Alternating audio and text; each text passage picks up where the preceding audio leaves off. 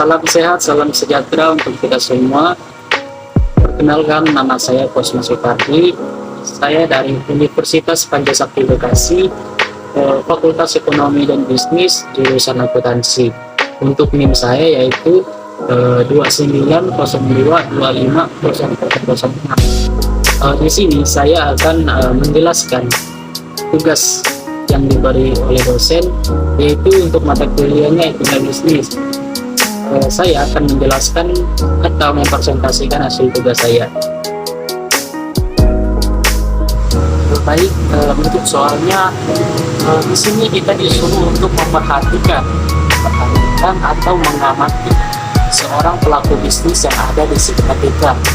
Nah, di sini kita memperhatikan apakah para pelaku bisnis di sekitar kita itu menggunakan etika bisnis yang baik atau sebaliknya dalam menjalankan bisnisnya. Nah, di sini kita disuruh untuk mengamati atau memperhatikan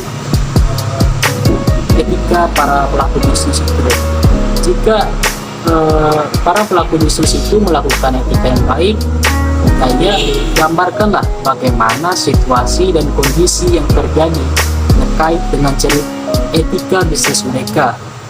Jika tidak, apa saja masalah yang sering terjadi pada mereka, jelaskan apa saja faktor penyebabnya.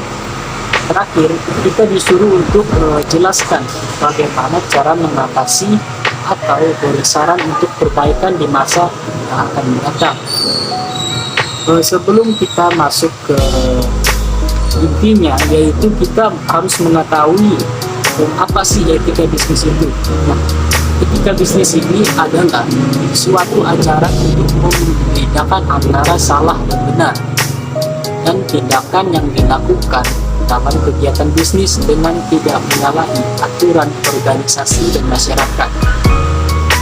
Itu dalam etika bisnis, setiap kegiatan harus dalam keadaan wajar dan sesuai dengan norma dan etika yang berlaku. Nah, untuk etika ini adalah watak atau kesusilaan atau adat kebiasaan di mana etika berhubungan erat dengan konsep individual atau kelompok sebagai alat menilai kebenaran atau evaluasi terhadap sesuatu yang telah dilakukan. Maka kita sudah paham bagaimana kita memperhatikan atau mengamati seorang pelaku bisnis tersebut. Nah, di sini kita disuruh untuk memperhatikan atau mengamati seorang pelaku bisnis tersebut, apakah berbuat etika yang baik atau etika yang tidak baik. Nah, menurut saya manusia kan mempunyai perbedaan masing-masing, mempunyai sifat masing-masing. Jadi di sini saya mendapat dua perbedaan, yaitu ada yang berbuat etika yang baik kepada kita, ada juga yang berbuat etika yang sebaliknya. Bagaimana sih contoh jika seorang pelaku bisnis tersebut berbuat baik dengan saya? Nah, salah satu contohnya yaitu dia cara berkomunikasinya dengan benar dan baik, dan saat bertemu atau saat pertama kali bertemu itu sopan santun, saling menyapa dengan baik.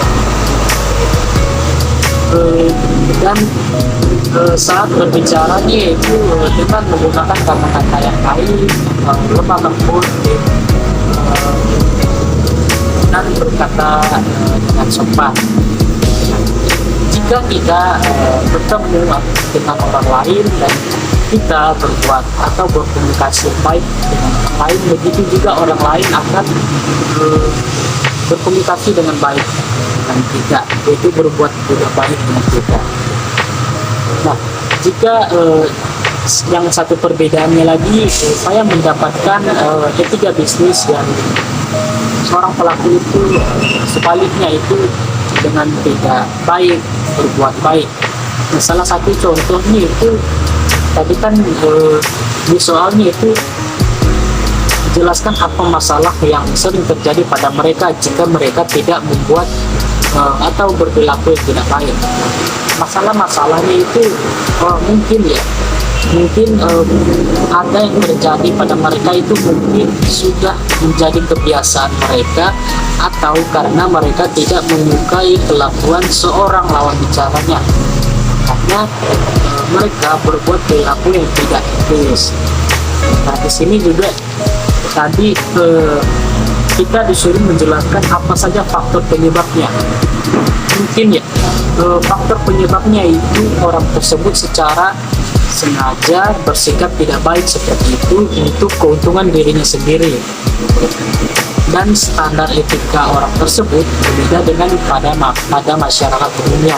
Itu yang saya bilang tadi, setiap orang itu pasti mempunyai sifat yang berbeda dan etika yang berbeda. Jadi tidak ada jika ada yang berbuat baik semua.